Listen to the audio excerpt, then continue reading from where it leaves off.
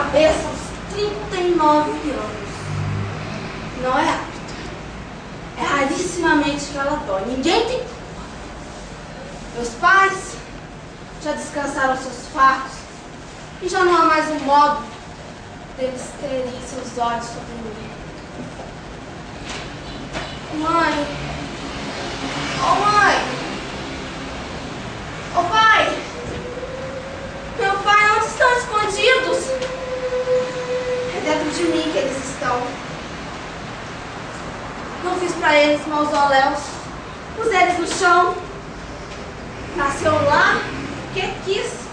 Um pé de saudade roxa, desses que abundam em cemitérios. Quem plantou foi o metro, a água da chuva. E quem vai matar é o sol. Passou finados e eu não fui lá. Aniversário também não.